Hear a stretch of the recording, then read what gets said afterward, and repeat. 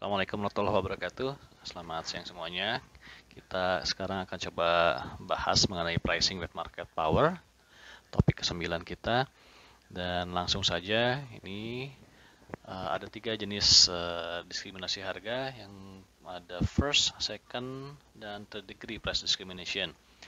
Pada hakikatnya, diskriminasi harga ini dimaksudkan oleh produsen untuk mengambil sebagian atau seluruh surplus konsumen. Perlu diingat bahwa yang namanya diskriminasi harga, teorinya ditetapkan pada output dan kualitas yang sama. Namun pada praktiknya, seperti pada second degree, nanti kita akan lihat, diskriminasi harga juga bisa dilakukan dengan membedakan kualitas output. Ini yang pertama, first degree price discrimination. Di sini produsen menetapkan harga berbeda-beda bagi setiap konsumen sesuai dengan reservation price atau maximum willingness to pay konsumen. Dengan kata lain, produsen menjual barangnya ke individu yang menilai barang tersebut paling tinggi. Jadi key point-nya adalah produsen di sini mengetahui pasti demand dari konsumennya. Nah, kemudian masih ingatkah persamaan ini? Marginal revenue sama dengan seperti ini. Dan kita tahu di kasus monopoli biasa, marginal revenue ini selalu lebih rendah daripada price karena DP/DQ negatif. Alasannya, tanpa diskriminasi harga, produsen hanya bisa menetapkan satu harga untuk seluruh output yang dijual. Jadi kalau P ada di P start pada gambar ini, seluruh output sebanyak Q start harganya adalah sama, ada di P start juga. Lalu, jika produsen ingin menjual lebih banyak output, harga akan turun sesuai hukum permintaan dan harga yang lebih rendah itu akan berlaku pula untuk seluruh output yang dijual. Jadi konsumen membeli 1, 2, atau lebih, harga yang terimanya sama menggunakan harga baru yang lebih rendah tadi. Dengan kata lain, DP/DQ-nya negatif sehingga MR lebih kecil daripada price. Nah, apa bedanya dengan diberlakukannya first degree price discrimination? Bedanya adalah produsen sekarang menetapkan harga yang berbeda di setiap tambahan output yang dijualnya, bukan di seluruh output. Jadi penjualan output sebanyak Q start misalnya, itu tidak terjadi pada satu harga. P start hanya salah satu harga saja. Artinya apa? Jika produsen menjual lebih banyak output, harga yang berlaku adalah untuk tambahan outputnya saja. Sementara output sebelumnya dijual dengan harga yang sebelumnya. Dengan demikian, tambahan revenue bagi produsen selalu sama dengan tingkat harga. Atau MR sama dengan P, meskipun slope demand-nya negatif. Konsumen sendiri tidak akan mendapatkan surplus karena tidak ada selisih sama sekali antara willingness to pay dengan harga yang ia terima. Lalu, berapa jumlah output yang akan dijual oleh produsen? Karena MR sudah sama dengan P, maka MR sekarang sudah menyatu dengan kurva harga atau kurva permintaan. Oleh karenanya, produsen akan menetapkan tingkat output di saat P sama dengan MC atau di dalam gambar ada di key double start ini. Dampaknya bisa dilihat pada gambar. Tanpa price discrimination, consumer surplus adalah area segitiga ini. Surplus produsen adalah area di atas kurva MC. Dalam jangka panjang, surplus sama dengan variable profit, jadi akan sama dengan area berwarna kuning ini. Dengan price discrimination, produsen menghasilkan output di key double start, yaitu saat P sama dengan MC tadi. Variable profitnya adalah seluruh area di atas MC ini, baik area yang kuning maupun yang ungu. Area yang ungu itu sendiri adalah tambahan profit setelah adanya price discrimination. First degree ini paling ideal tentu saja buat produsen, karena seluruh surplus konsumen bisa diambil oleh produsen. Sering juga dibilang sebagai perfect price discrimination, namun namanya juga perfect dalam realitasnya, yang ada mungkin adalah hanya near perfect case. Misalnya seorang dokter di kota kecil, ia mungkin bisa menetapkan harga yang berbeda-beda untuk setiap pasiennya yang datang. Untuk second degree price discrimination, cirinya adalah penetapan harga tergantung pada berapa banyak barang yang konsumen beli. Tidak seperti di kasus first degree, di mana produsen tahu persis demand dan willingness to pay setiap konsumennya. Pada kasus second degree, produsen hanya tahu bahwa ada demand yang berbeda, tapi ia tidak tahu siapa yang memiliki demand A, siapa yang memiliki demand B. Konsumen A bisa berpura-pura jadi konsumen B, begitu juga sebaliknya. Oleh karena itu, produsen menawarkan paket harga kuantitas yang memberikan insentif kepada konsumen untuk melakukan self-select. Apa contoh dari kasus second degree ini? Banyak. Pembelian barang eceran dan grosir harganya bisa berbeda. Yang membeli banyak di sini dikenai harga yang lebih rendah. Demikian pula untuk tiket pesawat yang dibedakan harganya antara yang one way dan two ways. Listrik juga ada yang dibuat mahal untuk pembeli high-end atau mereka yang membeli KWH lebih banyak. Namun ada pula pemerintah dan tempat lain yang menetapkan harga dasar energi yang mahal, tapi justru lebih murah untuk setiap tambahan pembeliannya. Dalam praktik lain, self-selection juga tidak hanya dilakukan dengan menyesuaikan kuantitas, tapi juga kualitas paketnya. First class travelers membayar lebih tinggi dibandingkan coach class travelers karena kualitas servisnya lebih banyak yang mereka terima. Meski demikian, si coach class traveler atau low-end customers yang menerima paket dasar service harus tetap ada dan dibiarkan oleh si produsen. Tujuannya apa? Supaya customers high-end bisa tetap terinsentif dengan surplus yang mereka rasakan. Surplus karena mereka pada dasarnya ikut membeli paket dasar yang tentunya nilainya di bawah willingness to pay mereka, serta tambahan servis yang memang diset oleh produsen supaya senilai dengan willingness to pay mereka.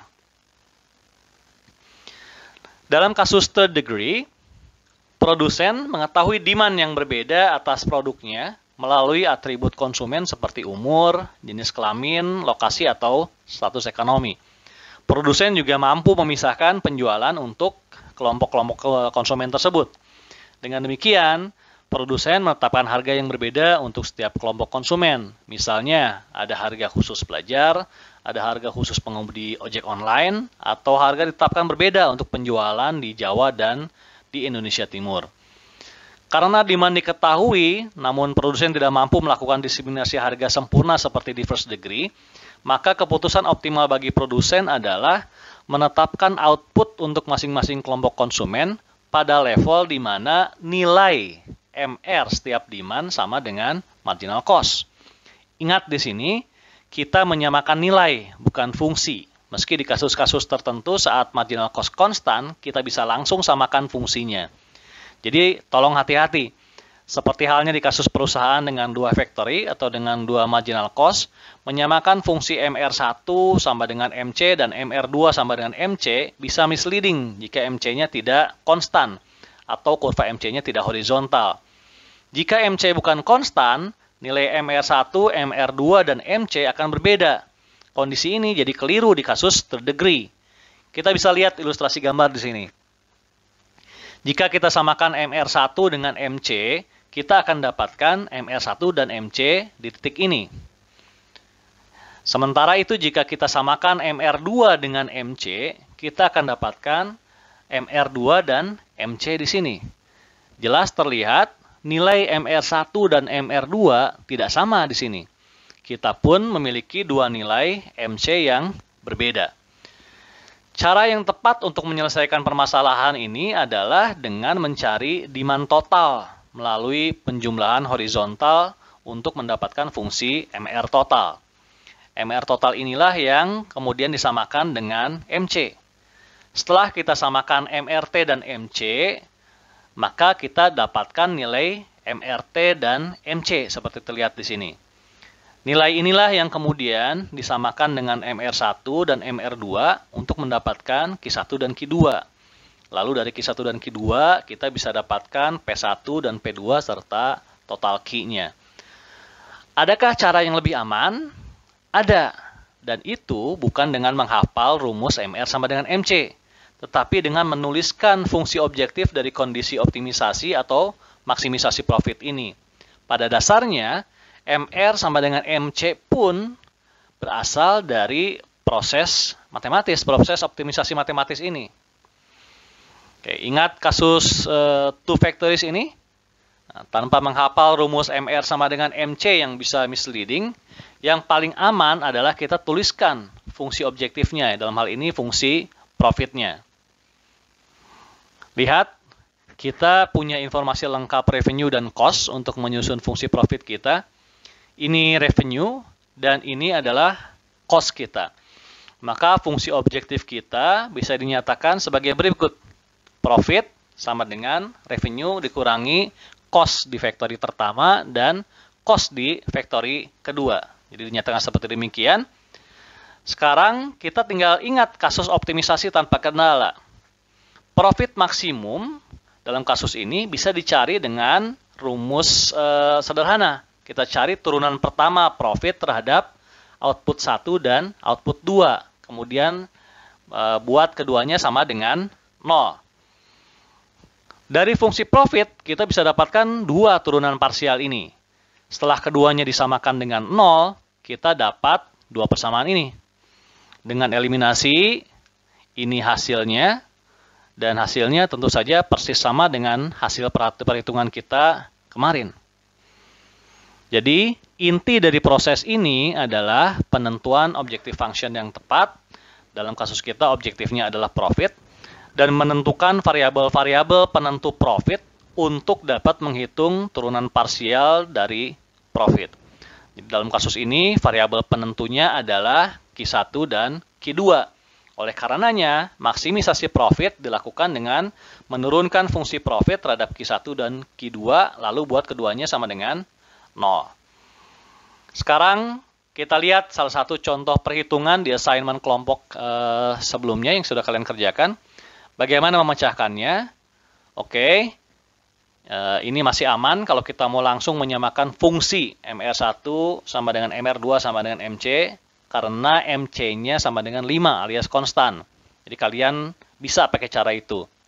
Tapi yang saya ingin sampaikan adalah, lagi-lagi kasus ini pun bisa diselesaikan dengan cara optimisasi sebelumnya yang lebih aman. Jadi saya sarankan pakai cara ini. Dengan informasi revenue dan cost, kita bisa dapatkan fungsi profit seperti ini.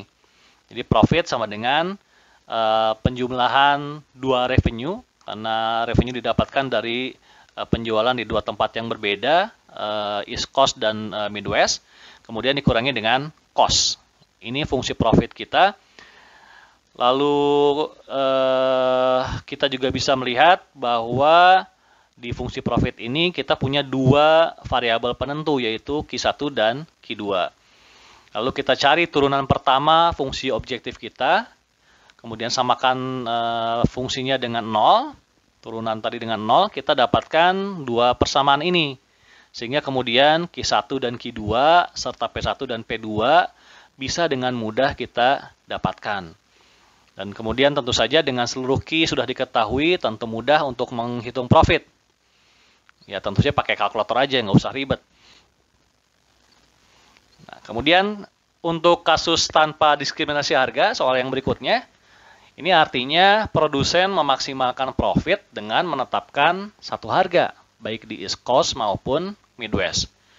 Dengan cara optimisasi standar yang sama, kita mulai dengan menentukan fungsi objektif kita, yaitu fungsi profit. Fungsi profit kita adalah P sama dengan R1 plus R2 min C, sama dengan P QT min 5 tambah 3 QT ini.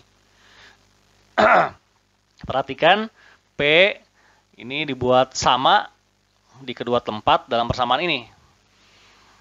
Karena apa? Ya tentu saja karena di sini tidak ada diskriminasi harga. Nah, kemudian bagaimana menentukan price? Ini satu-satunya informasi yang belum kita dapatkan. Nah, ini perlu kita hati-hati. Kita tidak bisa menambahkan P1 dan P2. Karena P1 dan P2, penjumlahan P1 dan P2 itu bukan P. Demand total bagi perusahaan didapat dengan, kalau masih ingat, penjumlahan horizontal atau penjumlahan dari Q perusahaan. Jadi dengan informasi P1 dan P2, kita bisa dapatkan Q1 dan Q2 sebagai berikut. Kemudian karena tidak ada diskriminasi harga, P1 dan P2 bisa langsung kita ganti menjadi P. Lalu Q total atau demand total dari output si monopolis bisa didapatkan dari penjumlahan Q1 dan Q2 ini. Jadi QT sama dengan 27,5 min 1,5 P. Dan dari persamaan QT inilah kita kemudian bisa mendapatkan persamaan harga seperti ini. Nah, informasi kita sekarang sudah lengkap. Fungsi profit kita sekarang bisa dinyatakan sebagai berikut dengan hanya QT sebagai variabel penentunya. Nah, maksimisasi profitnya relatif sederhana, tinggal kita cari turunan pertama profit terhadap QT. Kemudian ini hasilnya kita samakan dengan 0 dan berturut-turut kemudian kita bisa dapatkan QT start dan P start, kemudian juga Q1 start dan Q2 start. Satu hal terakhir yang perlu diketahui juga dalam third degree price discrimination adalah rule of thumb penetapan harga. Ingat, pricing monopolis di chapter sebelumnya, price monopolis dinyatakan sebagai berikut. Marginal cost per 1 min 1 per elastisitas demand. Maka dengan cara yang sama kita bisa dapatkan juga price 1 dan price 2, penetapan harganya. Nah, kemudian jika kita bagi P1 dan P2, maka akan kita hasilkan P1 per P2 ini sama dengan 1 plus 1 per elastisitas demand barang 2 dibagi dengan 1 plus 1 per elastisitas demand 1. Jadi ada cross di sini. Maka jelas diskriminasi harga di kasus third degree ini memerlukan demand yang berbeda dengan elastisitas yang berbeda pula. Jadi jika elastisitas demand 1 sama dengan elastisitas demand 2, maka P1 akan sama dengan P2. Jadi konsekuensinya tentu saja tidak akan ada atau tidak akan terjadi diskriminasi harga yang bisa dilakukan. Terakhir, ini ada kasus lain, price discrimination, yang masuk coverage pembahasan kita. Keduanya sangat mirip dengan third degree price discrimination. Yang pertama itu adalah intertemporal price discrimination. Di dalam intertemporal price discrimination ini, produsen menjual barang pada 2 titik waktu yang berbeda. Jadi ada konsumen yang prefer beli barang di saat barang tersebut launching pertama kali, dan biasanya harga ini bukan kendala buat konsumen-konsumen ini. Namun di sisi lain, ada pula konsumen yang rela menunggu lebih lama. Demand kelompok ini biasanya lebih sensitif terhadap harga. Jadi mungkin mereka nyari menunggu barangnya agak lebih lama untuk mendapatkan harga yang biasanya lebih murah. Nah, ini banyak sekali contoh kasus untuk ini. Misalnya saja kalau dalam penjualan telepon seluler, iPhone baru keluar, ada orang yang ngantri langsung membeli saat pertama kali launching, tapi ada juga yang menunggu tidak hanya mungkin beberapa bulan, tapi bisa setahun atau 2 tahun baru bisa beli gitu. Kemudian ada juga contoh kasus misalnya pembelian jersey bola, premier film di bioskop dan sebagainya. Jadi orang banyak yang prefer buat langsung beli saat launching, tapi ada orang juga yang lebih rela menunggu. Nah, jika digambarkan dua demand tersebut akan seperti ini. Nah, agak sedikit berbeda dengan kasus third degree. Penetapan kuantitas dan harga di sini ditetapkan terpisah. Jadi di sini benar-benar fungsi MR1 dan fungsi MR2-nya yang disamakan dengan MC. Jadi tidak harus nilai MR1, MR2 ini sama. Jadi bisa sama, MR1 dan MR2 bisa juga tidak, tergantung pada marginal cost-nya. Jika marginal cost-nya konstan seperti di gambar ini, maka MR1 nilainya akan sama dengan MR2 dan MC. Tapi jika MC tidak konstan, nilai MR1 dan MR2 bisa dipastikan akan berbeda. Untuk kasus peak load pricing, yang paling mencirikan adalah adanya demand yang lebih tinggi yang dibarengi dengan tingginya marginal cost produsen di saat peak period. Akibatnya, diskriminasi harga akan lebih menguntungkan untuk produsen. Seperti halnya kasus intertemporal price discrimination, penetapan kuantitas dan harga di sini juga ditetapkan terpisah. Fungsi MR1 dan MR2-nya yang disamakan dengan MC. Jadi benar-benar fungsinya. Namun tak seperti di kasus intertemporal, nilai MR1 dan MR2 pasti berbeda. Jadi nggak ada kemungkinan sama.